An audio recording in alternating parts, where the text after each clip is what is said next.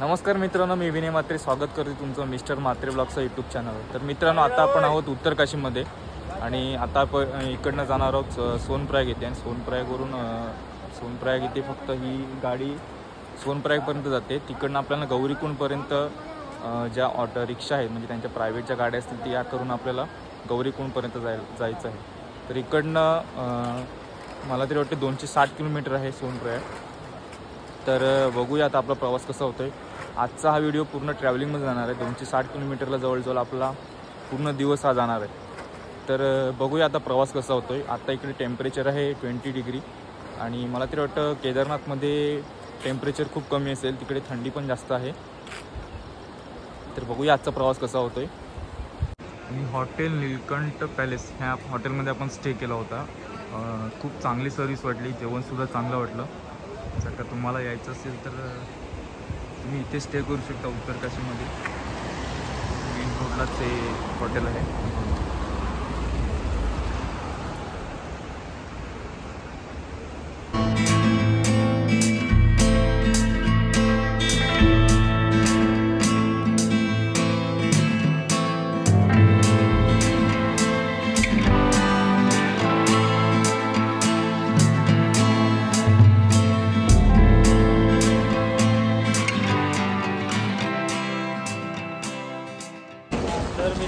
तर मित्रांनो जवळजवळ आपण 10 तास प्रवास करून इथपर्यंत पोहोचलेलो आहोत। आता आपण सोनप्रयागला आलेलो आहोत आणि इकडनं पुढे गौरीकुंडपर्यंत आपल्याला जायचं आहे। आणि गौरीकुंड जे आहे ते 5 किलोमीटर आहे। 5 किलोमीटर आपल्याला इकडनं जायचं आहे। आपली जी गाडी आहे तिथे पार्किंगमध्ये आपण पार्क करून पुढे जाणार आहोत। म्हणजे जवळजवळ 5 किलोमीटर आपल्याला पुढे जायचं आहे। ही बघा, ही इथे पार्किंग आहे, इथे आपण गाडी पार्क केली आहे। आणि आपल्याला जे ट्रॅकसाठी जे लागणारे कपडे आहेत ते आपण सोबत घेऊन केदारनाथच्या दिशेने जातो आहे। आता मेन जी बॅग आहे लगेज बॅग ती आम्ही म्हणजे इथेच ठेवलेली, गाडीमध्येच ठेवलेली, हे बघा। आणि इकडनं आता आपण जातो आहे गौरीकुंडच्या दिशेने। गौरीकुंडसाठी आपल्याला त्यांच्या प्रायव्हेट गाड्या असतील, पर पर्सन 50 रुपये घेत आहेत। आणि मित्रांनो, केदारनाथचा जो ट्रेक आहे तो गौरीकुंडपासून स्टार्ट होतो।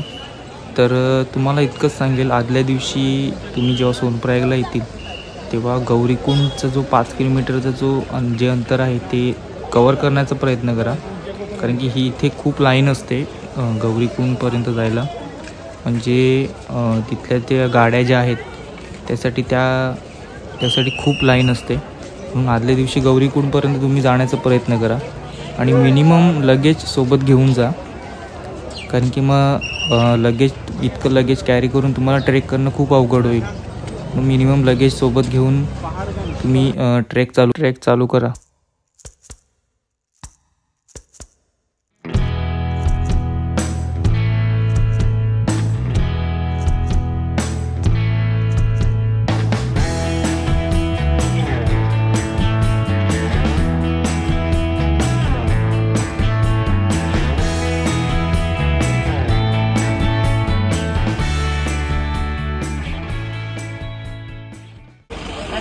तर मित्रांनो, ह्या बघा, ह्या ज्या गाड्या आहेत त्या आपल्याला गौरीकुंडपर्यंत घेऊन जातील।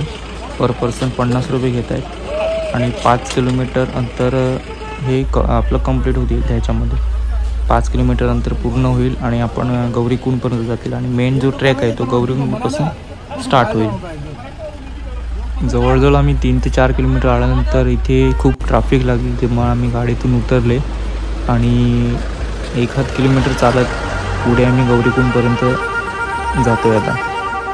आणि यमुनोत्रीचा जसा रोड होता तसा सेम केदारनाथचा रोड आहे। तुम्ही आजूबाजूचा परिसर बघू शकता, सेम तसाच रोड आहे केदारनाथचा सुद्धा। यमुनोत्री आणि केदारनाथ जवळजवळ सेमच रोड आहे।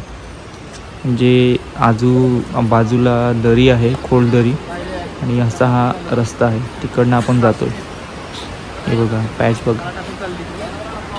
तर मित्रांनो, केदारनाथ ट्रेकचा व्हिडिओ तुम्हाला नेक्स्ट पार्टमध्ये भेटेल। व्हिडिओ लाईक करा, शेअर करा आणि चॅनलला सबस्क्राईब करा।